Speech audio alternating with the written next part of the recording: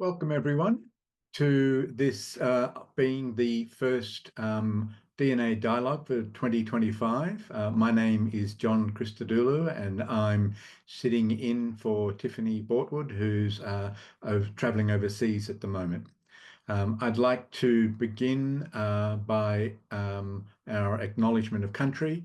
And so in the spirit of reconciliation, I acknowledge the traditional custodians of the country throughout Australia and their connections to land, sea and community. I pay my respects to their elders, past and present, and extend that respect to all Aboriginal and Torres Strait Islander people today. Today I'm on the Wurundjeri Woiwurrung lands of the Kulin Nation. So DNA Dialogue is a live Zoom meeting held once a month. And this year we've moved the meetings to the last Wednesday of the month. If you're active on social media, then you can use the hashtag DNA Dialogue and the tag at Australian Genomics to broadcast your feelings about this meeting. So today we're really pleased to be able to introduce Dr. Ahmad Abou Tayoun, who is the founding director of the Genomics Centre of Excellence at the Al Jalila Children's Specialty Hospital in Dubai and is Associate Professor of Genetics at the Mohammed bin Rashid University of Medicine and Health Sciences. Ahmed is a former director of genomic diagnostics at the Children's Hospital of Philadelphia and a former assistant professor of pathology and laboratory medicine at the University of Pennsylvania's Medical School. His main research interests center around characterizing the genomic landscape of rare pediatric diseases in the Middle East and new technologies or approaches for faster and more effective integration of genomic medicine in the Middle East. Ahmed's presentation today will focus on the use of these technologies to diagnose patients with rare diseases in the Middle East, and he'll show data outlining new applications or technologies beyond the current standard of care. And finally, Ahmed will demonstrate how clinical genomics data can empower the design of effective and screening programs in the population. So welcome, Ahmed, and I'll hand over to you. Thanks, John, for the kind introduction, and thanks, of course, for inviting me to talk to you and share with you our experience in rare diseases. Let me try to share my screen. So I'm really excited to share with you our work on rare diseases and specifically how we are utilizing genomic technologies not only to identify and diagnose those patients to better care for them, but also for generating the necessary knowledge needed to support the establishment of more proactive population screening programs to curb the burden of those disorders in our country and in the region in general. So if you haven't been to the United Arab Emirates, this is where we are. We're in the Middle East, specifically in the Gulf region and the Arabian Peninsula. Dubai is one of the very few cities in the region that had established itself to be a global travel hub, as well as a hub for investment, for businesses, tourism, and more recently, with emphasis on healthcare tourism and education. So you'll see a lot of the families from surrounding countries in the Middle East, Africa, and Asia coming to the city for living, which us from research standpoint can give us a good opportunity to understand the genetic landscape of rare disorders in this population sample that has been historically underrepresented in global genomic databases.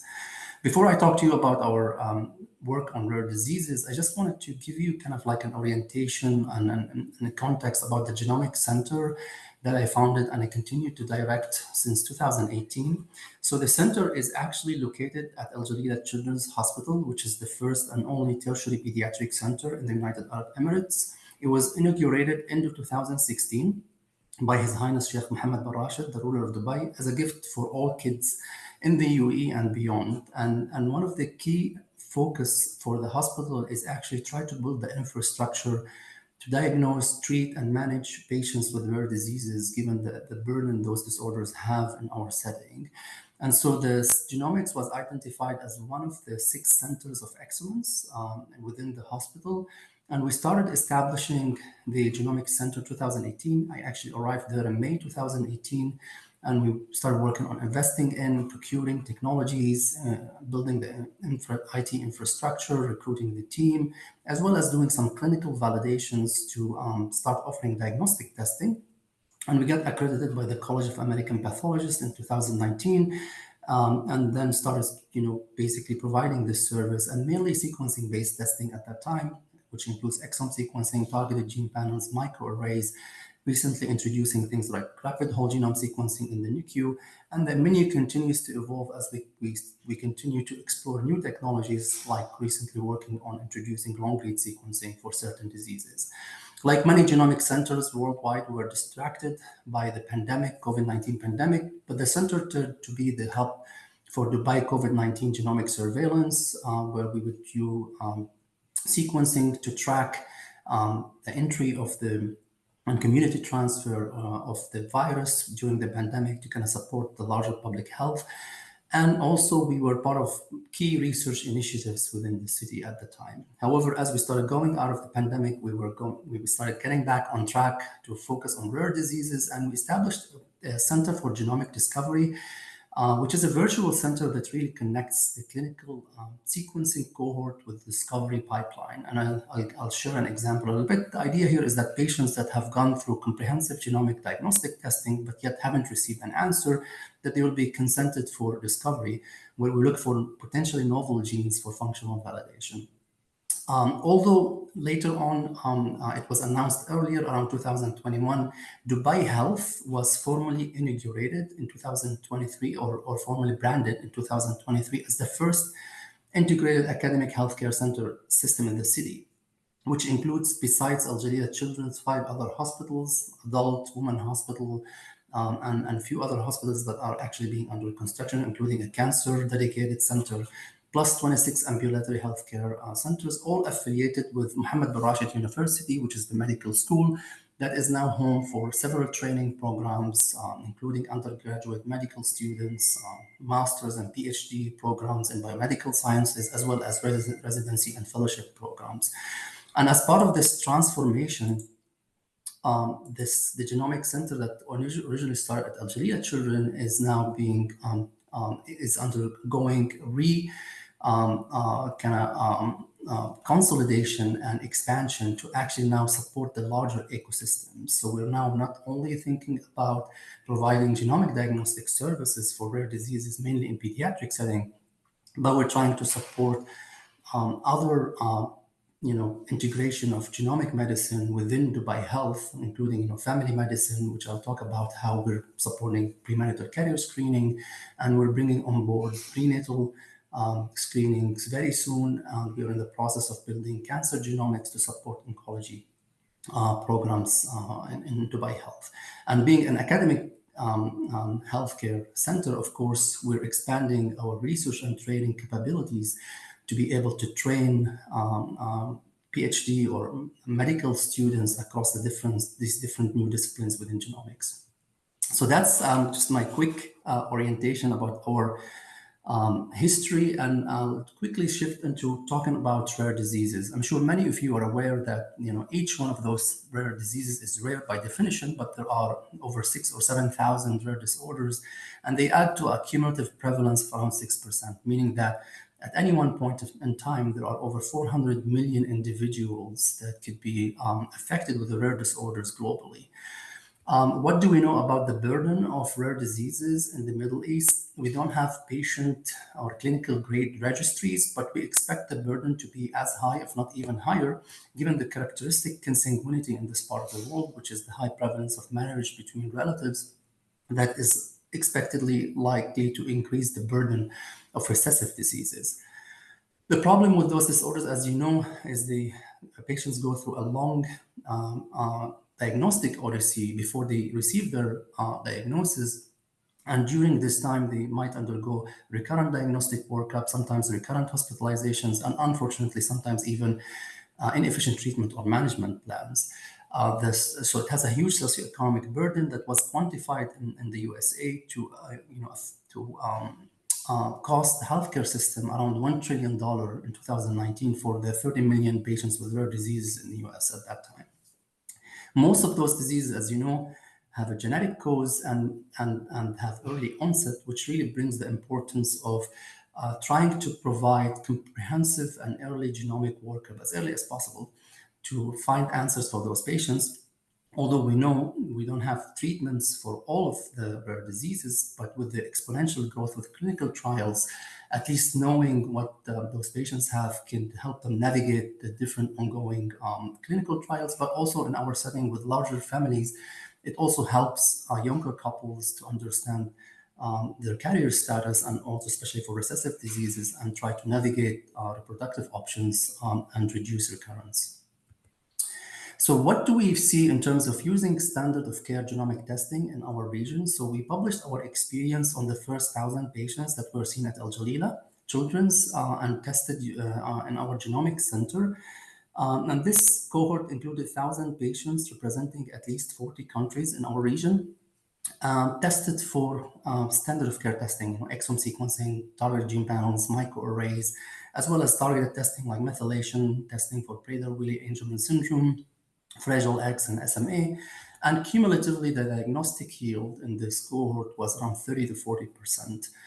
Of course, this is an average yield. Sequencing test had a higher diagnostic yield, but you can see there is still a significant diagnostic gap. And while we may argue that some of those disorders might not have a monogenic cause of disease, we know there are several limitations that need to be addressed in order to narrow down this diagnostic gap. And the first low-hanging fruit, of course, as you know, most clinical labs, at least until recently, have been using short-read whole exome sequencing, which captures 1 to 2% of the genome, but also has its own caveats with the short-read technology itself. And most labs have been transitioning, or had started the transition, or even transitioned to short-read whole genome sequencing, which not only covers the non-coding regions beyond the 1 to 2% coding regions in the exome, but also give you this more homogeneous coverage that can be utilized or leveraged for better calling of copy number and structural variants.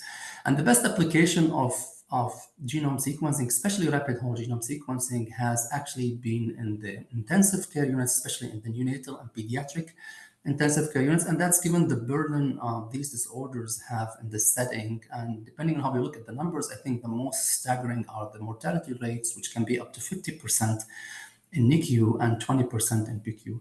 So we wanted to, unlike many others around the world, to kind of ask how much rapid whole genome sequencing is efficient in providing timely diagnosis and in basically helping to treat and manage those patients. And we were also interested in understanding the genomic landscape of those life-threatening diseases in our setting.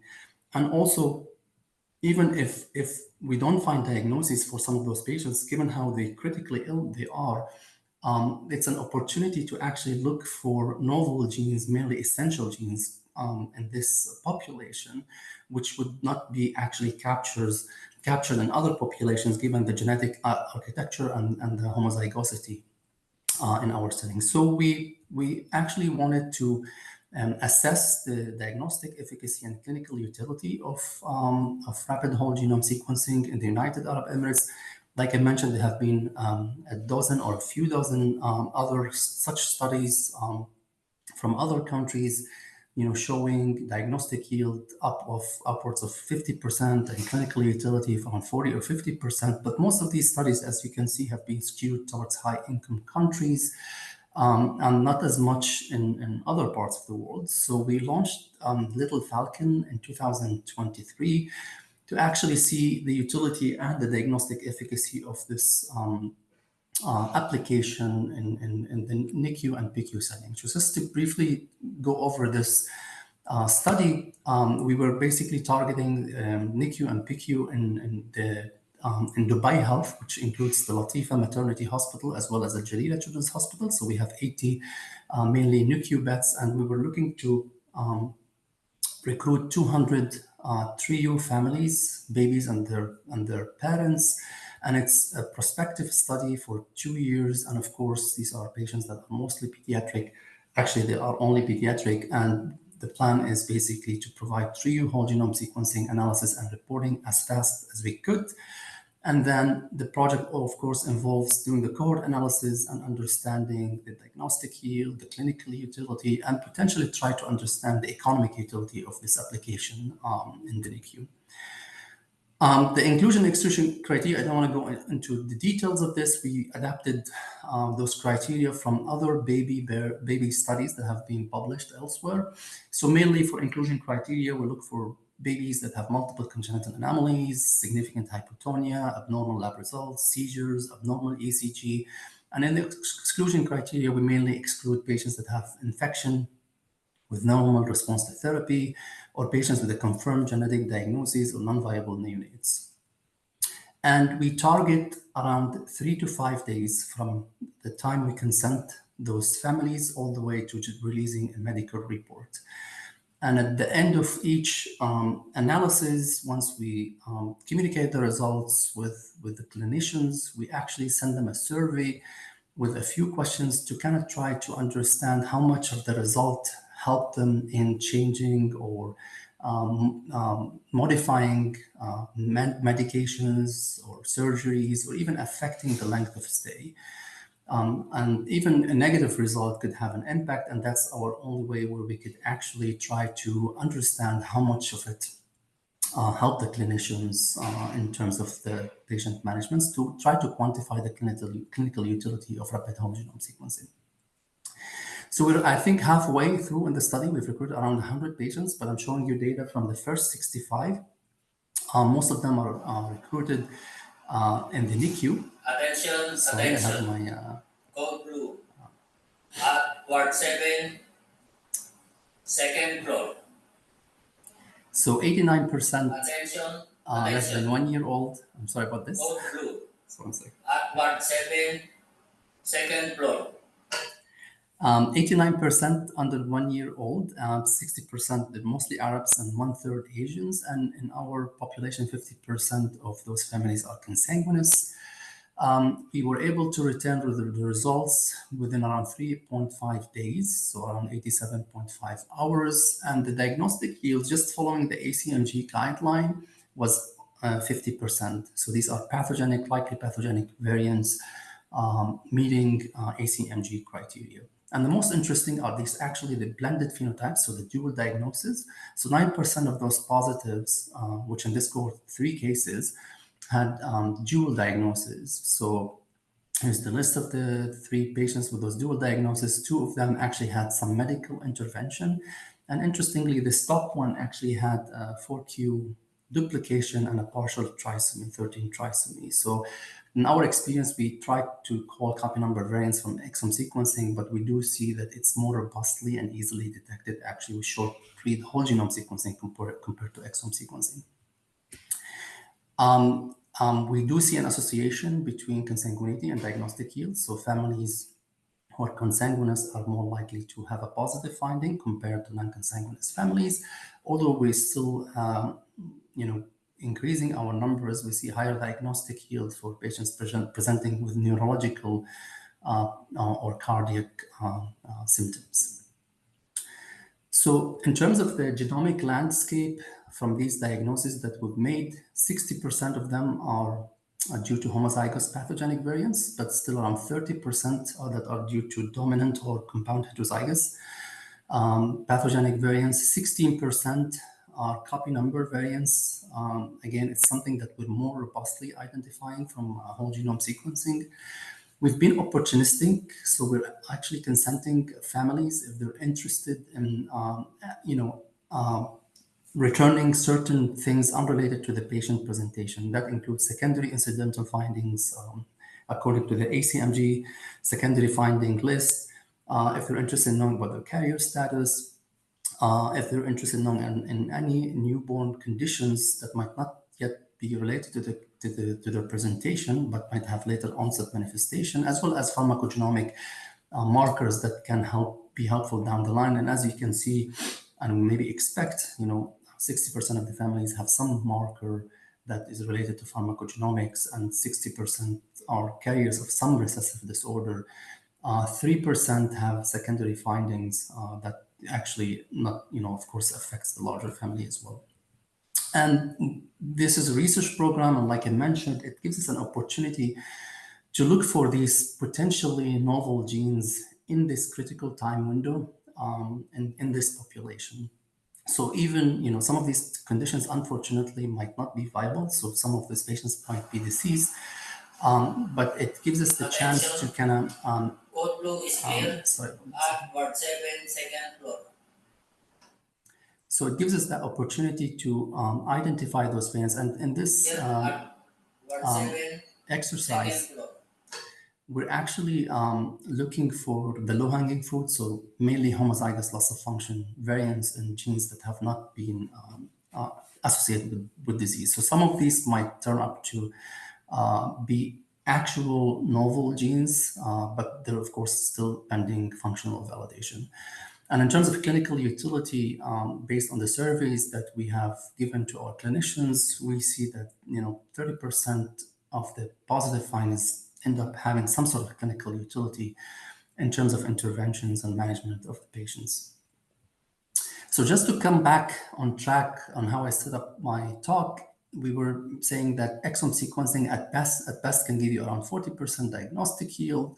We do see an increment of around 10% if we move from exome to short-read whole genome sequencing. And I'm sure many of you are familiar with this recent study that was led by the Broad Institute, where they've shown actually using families over around 1,000 families, or 822, that indeed whole genome sequencing have an 8% diagnostic increment.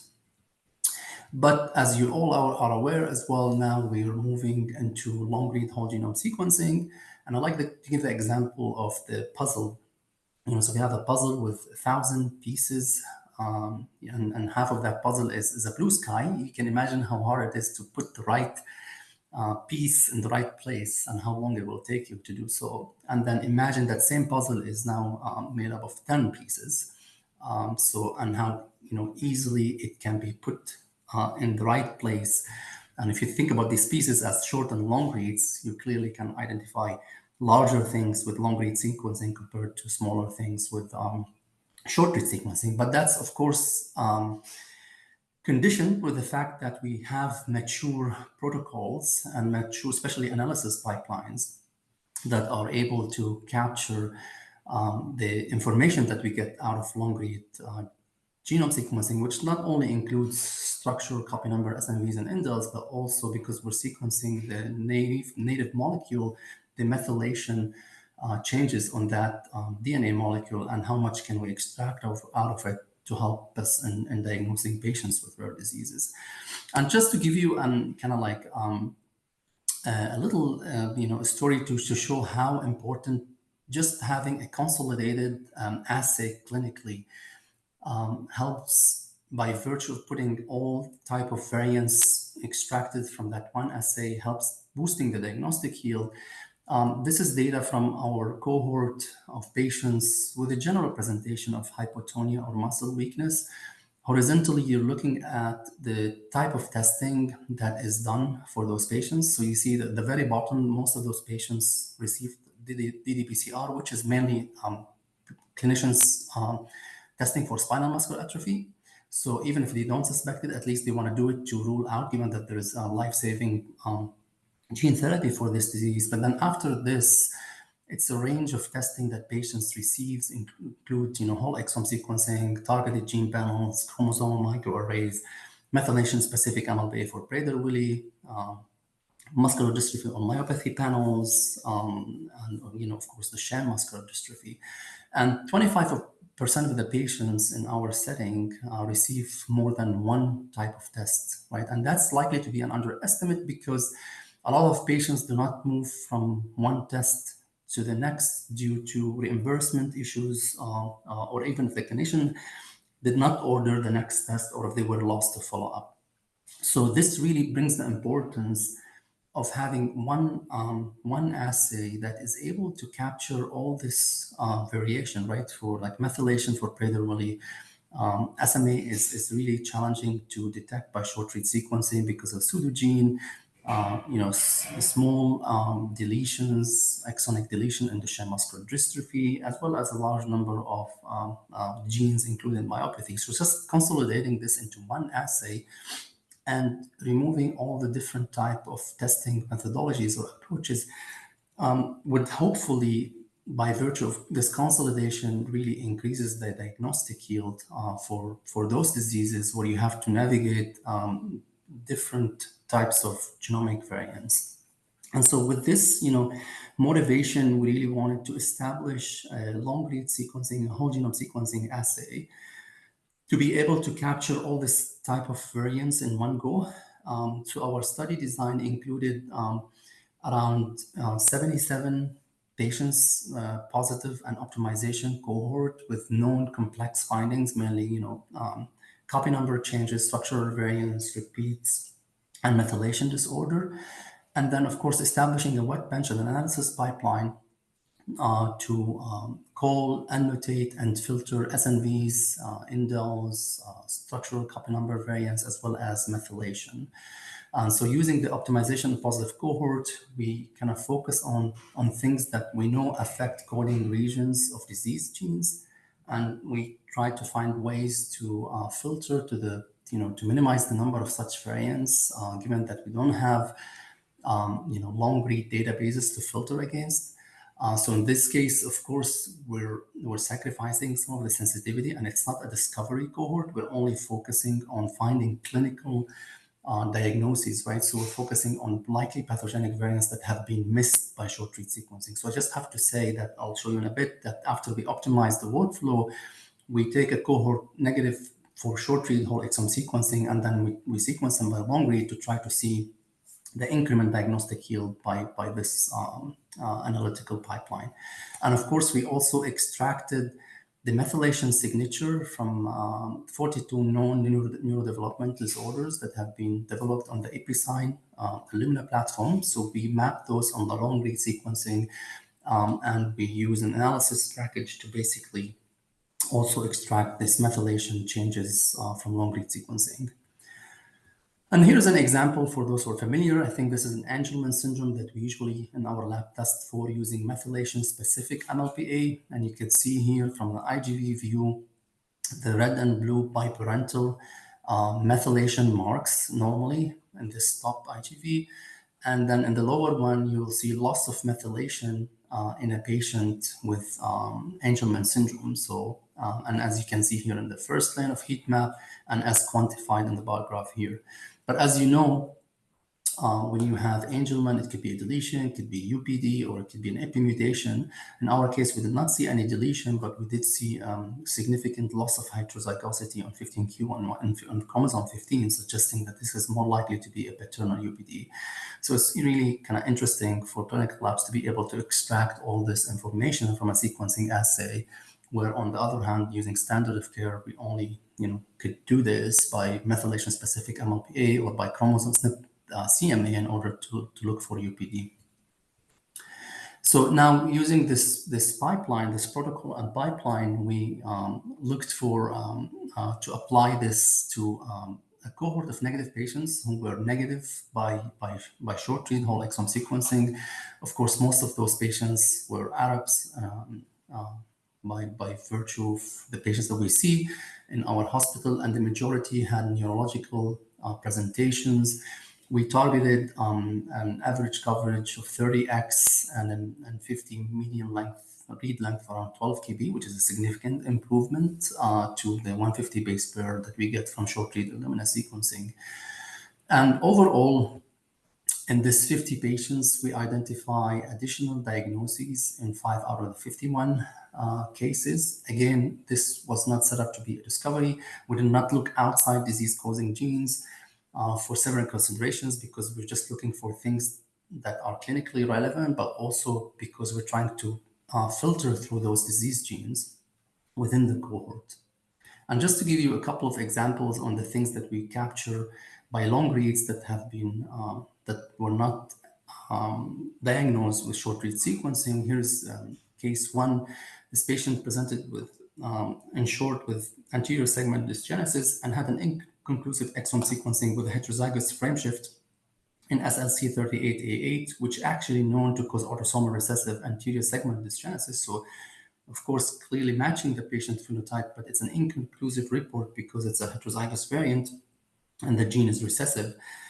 So using long read sequencing, here's in red here the frame shift variant that was detected by whole exome sequencing, that we're able to, of course, to capture using long read, but we're also able to phase this variant. So as you can see, this frame shift sits on haplotype 1. But in addition to this, we do see an intergenic deletion shown in red here, as you can see by the dip in green coverage here, and also an IGV view, and this sharp decrease in coverage and homozygous variants. So this deletion affects exons 8 through 11, and of course we're able to phase this. So unlike the frame shift, this deletion actually sits on haplotype 2. So this is an example where we're finding, in this case, a copy number variant, and also able to phase it utilizing the long reads. And although we don't know what is inherited from mom or dad, at least in this case, we're confidently able to say that this is a compound heterozygous and is therefore a molecular diagnosis for this patient. In case 2, this patient presented with craniosynostosis, mental deficiency, short stature, and of course, negative exome sequencing. Using the methylation profile that we have been extracting from long-read sequencing, we saw that this patient has a methylation profile consistent with Hunter-McAlpine syndrome, as you can see in the heat map here, compared to all the other patients.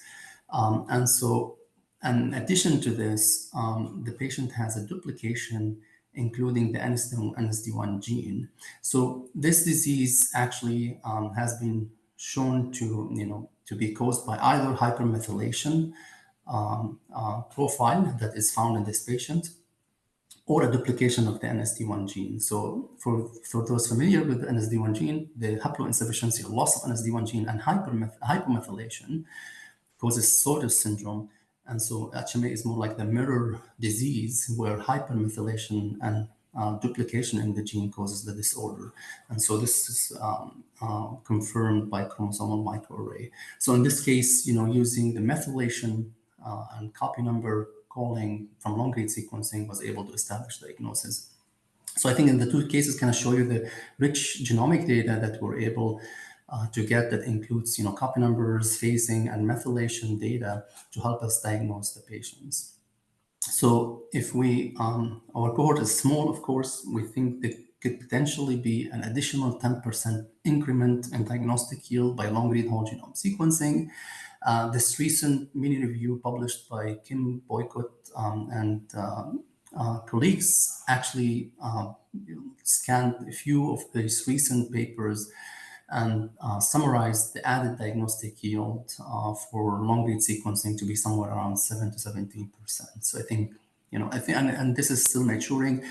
And from our end, for example, we still need to work on the bioinformatic pipelines to call more of the complex translocations and versions and so I think this could actually vary a little bit until we reach the stage where we're able to confidently call the different types of variants. But if we sequence by short read or long read exome or genome, I think there's still going to be a knowledge gap, right? So as you know, there are 20,000 genes in our genome, around 6,000 of them are known to cause disease. There are 14,000 genes that are yet to be associated with the disorder. And it's an opportunity in our setting, given the genetic architecture and given the consanguinity and the chance that we could hit homozygous mutations leading to novel genes in our setting. And especially that at Jalila Children's is a multidisciplinary center where we get those patients across different specialties and different settings, including NICU, PICU, inpatient, outpatient.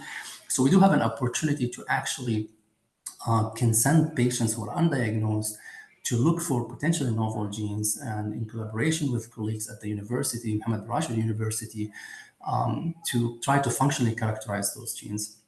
And I'll give you one example that we recently in the process of publishing. So this is baby Salim, presented with multisystem disease, was negative for exome and chromosomal microarray. So we consented the family and we identify homozygous frameshift variant in this gene, FBXO22. We contacted colleagues in Oman and Saudi Arabia, and we actually found now 16 patients from 14 families sharing the same phenotype, almost same overlapping phenotype, growth delays, neurodevelopmental delays, and craniofacial anomalies. You can appreciate from the facial pictures here how there's common facial characteristics among all the patients. We found mostly frame truncating variants. Most of them has the one variant that we identified in our first patient, likely due to a founder mutation in Oman, Saudi Arabia, and the United Arab Emirates. So this gene is an FBOX protein that's involved in protein ubiquitination. And it has been shown in mice to actually interact with histone demethylase 4B. One of our collaborators, Bruno Riversay, had fibroblasts from one of the patients. And as you can see in the plot on the lower left here, you can see there's no expression of FBXO22. And in the absence of FBXO22, we can appreciate the overexpression of KDM4B in this patient fibroblasts, suggesting that, of course, being part of the ubiquitin degradation pathway, that in absence of FBXO22, this is likely leading to overexpression of this histone demethylase.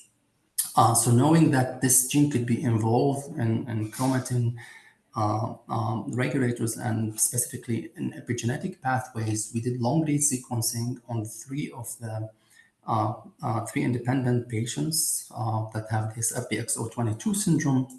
And we do see a cluster, a DNA methylation cluster that is distinct from known episignatures and also from controls. And specifically, we see significant hypomethylation across 20 loci.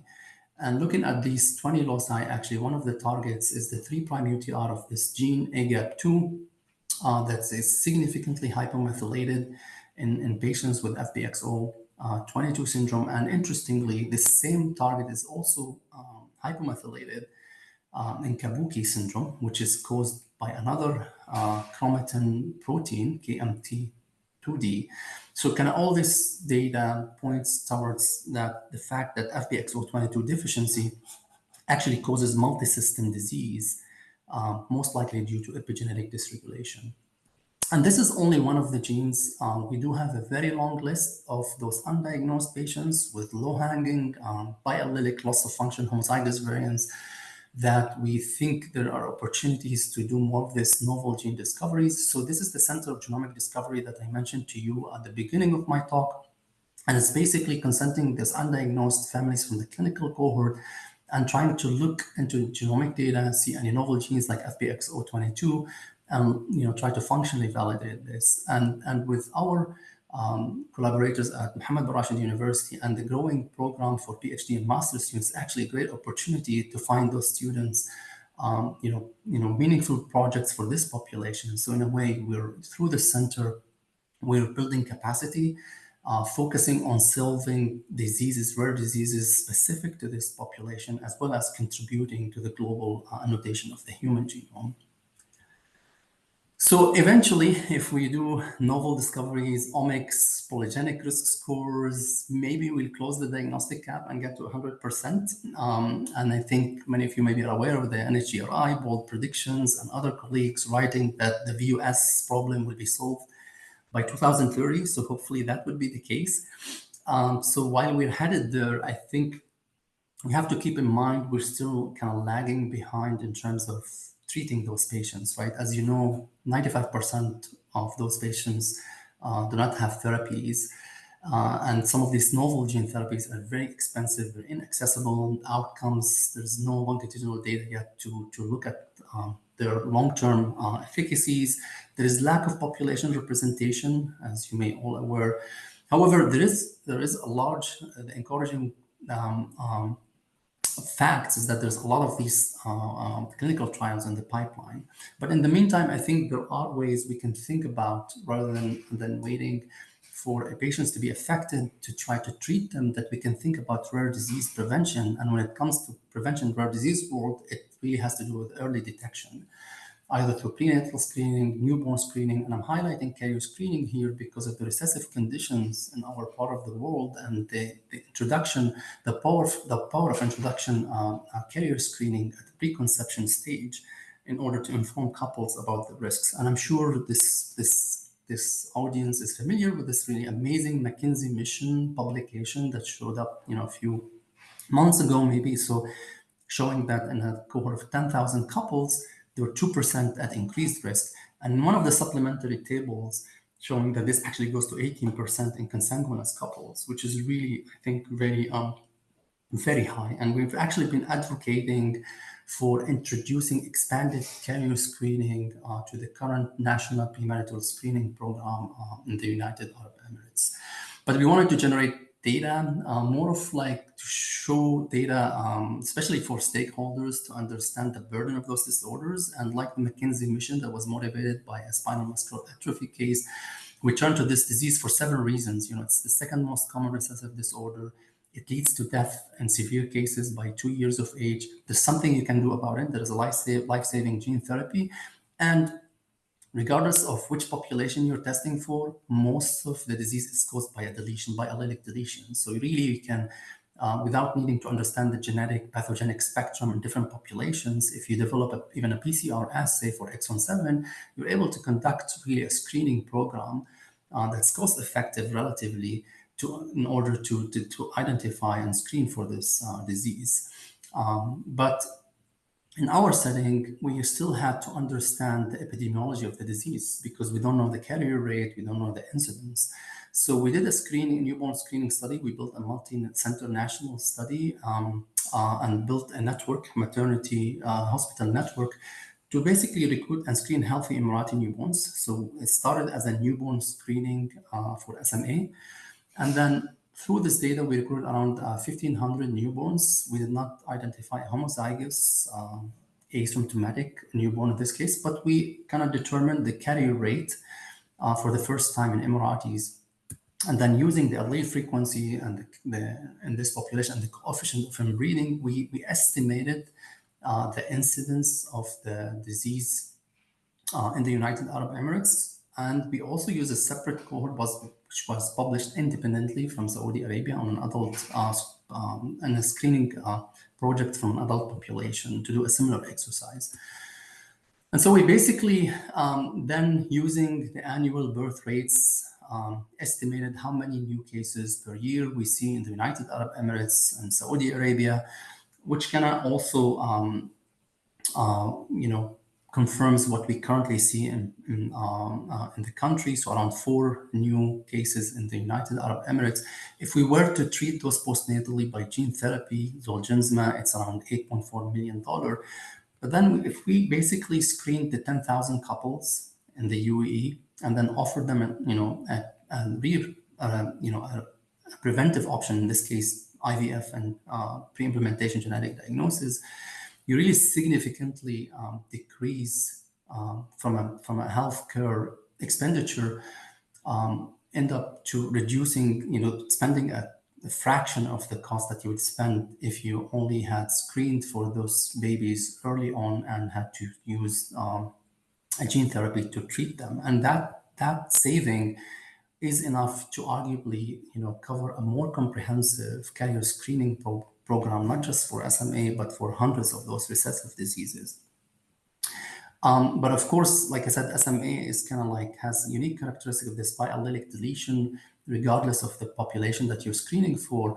But that's not the case for a lot of the hundreds or so of recessive diseases. So we need to understand which genes that are, or pathogenic variants that are more common in Emiratis in order to establish, efficient, sensitive, and cost-effective programs. And this is where we turn to our clinical genomics data, looked at, likely pathogenic variants in coding regions from 1,000 Emirati exomes. And we started to calculate, what are the most common pathogenic variants, and then from this also infer the common genes, right? And we kind of came up with a, preliminary list that if we have to establish a carrier screening program, we kind of came up with around 500 genes that should be included on this for sequencing. And then we did some math to kind of think about what would be the at-risk couple rate if we assume random mating versus first cousin, and we expected somewhere around 4 to 20% at-risk rate, which I think encompasses the 18% that was recently published by the McKinsey group. But recently, the UAE has mandated actually expanded sequencing for premarital screening. And so we started the program in January 6th of this year. And so far, I'm just showing you data from 1 month between January 6th and February 12th. We've screened so far around 200 couples, and then we see around 9% of the couples having what we call high risk. So basically the carriers for pathogenic or likely pathogenic variants in the same gene. This high risk is due to causing variants in 12 of the genes.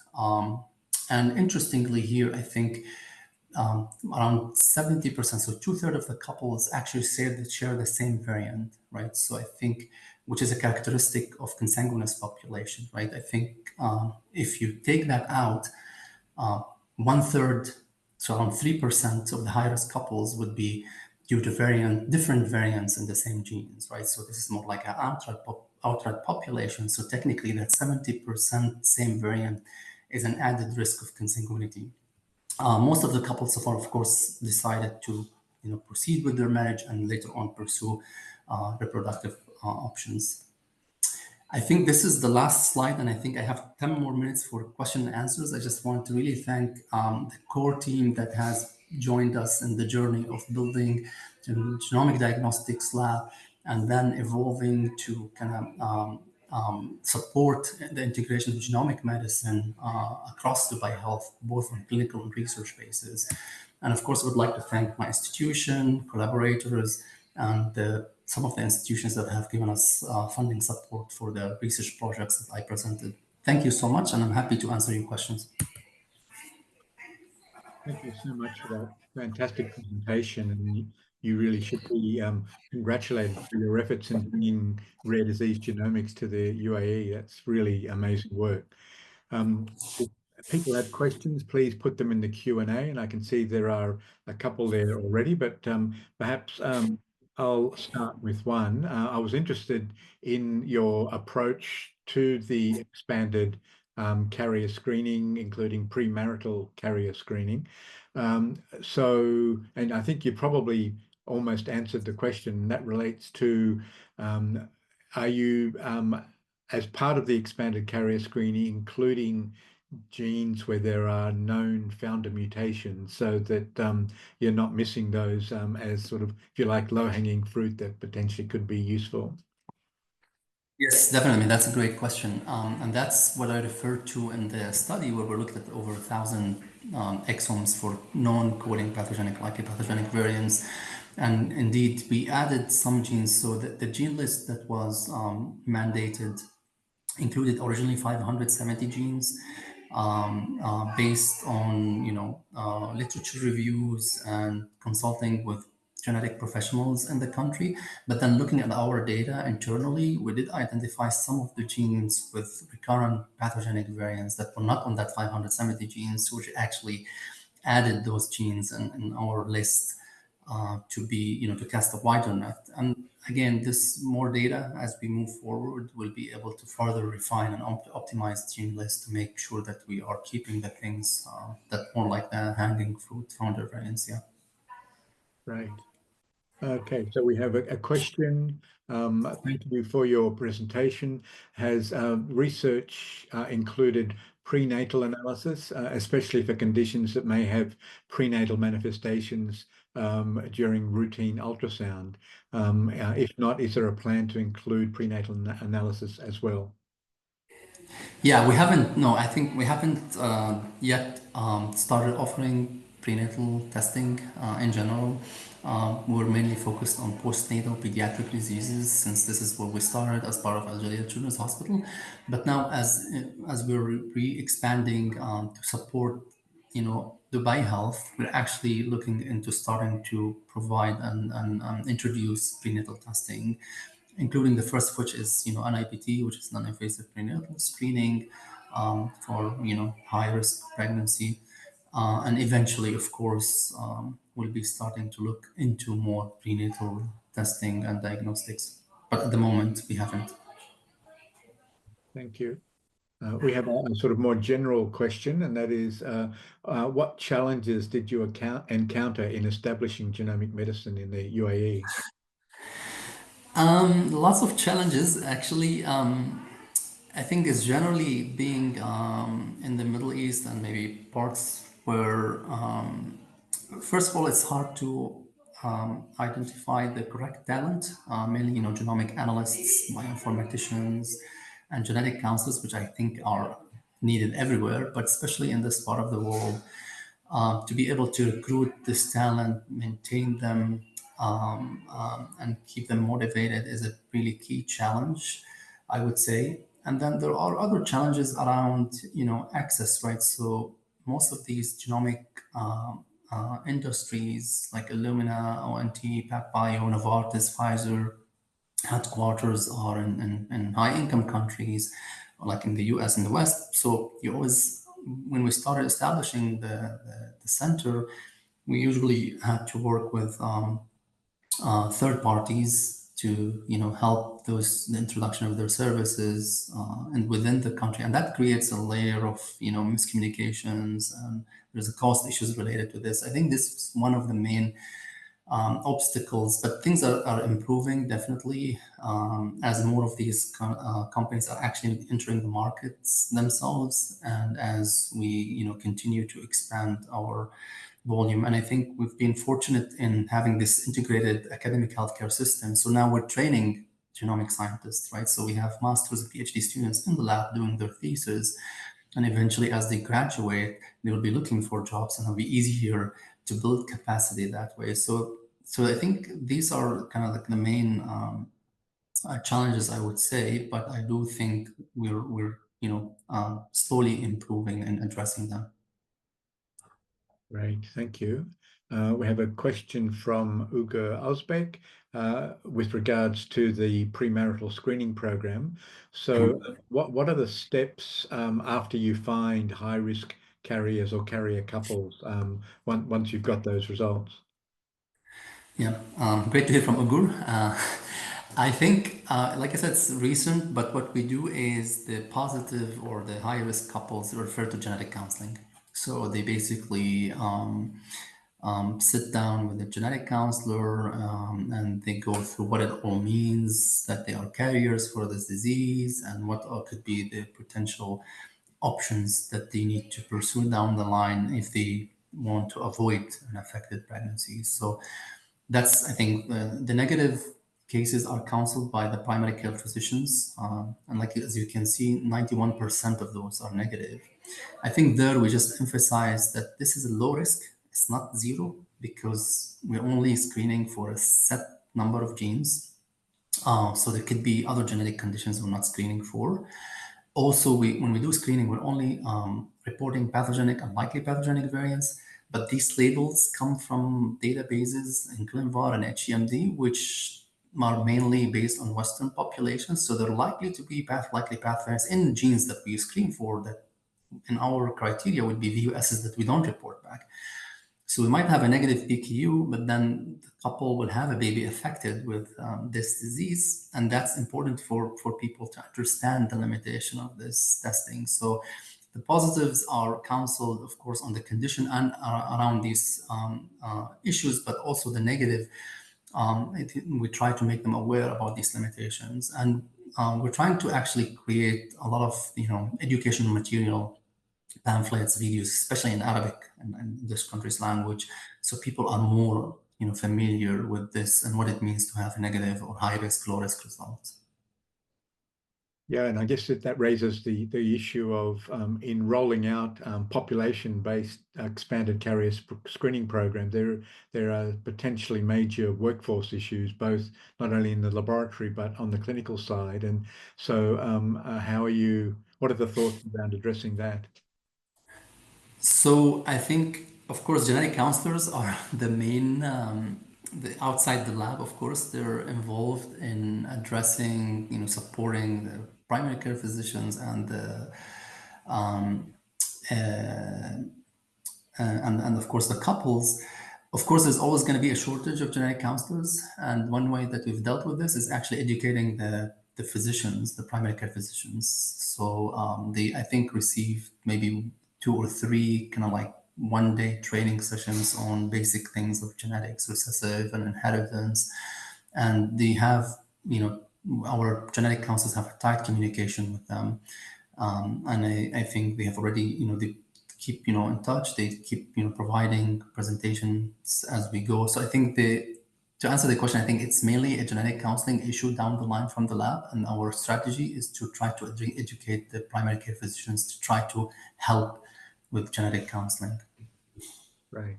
And I guess that also raises the question, we're struggling to get more genomics into the MD programs at our universities because they're already jam-packed. Have you had successes in being able to get more into the MD program? Yeah, I think this is, I think, the long term, right? So you need to embed, you know, training the physicians at the spot can help you, but then that's just a short-term solution. And you're absolutely right. The long-term solution is integrating genomics in the training curricula. And this is actually, we do have a genetics, 1 or 2 genetics course in our undergraduate medical degree program. So it's something we're integrating, but I do think we could actually do more than this. And I think especially residency and fellowship programs, we haven't done so. I think we have had discussions with certain specialties that having the fellows spending a month or 2 in the genomics department with the genetic counselors in the lab to actually get a better understanding of genomic testing and counseling. But you're absolutely right. I think the long-term sustainable approach is to build this into the curriculum, and something we should continue to be improving here as well. Look, this has been fantastic, and there are lots of questions that have been generated, but I'm afraid we've just about run out of time. So I will thank you very much for your fabulous presentation, and it has been recorded, so it will be made available for people to access in the coming week.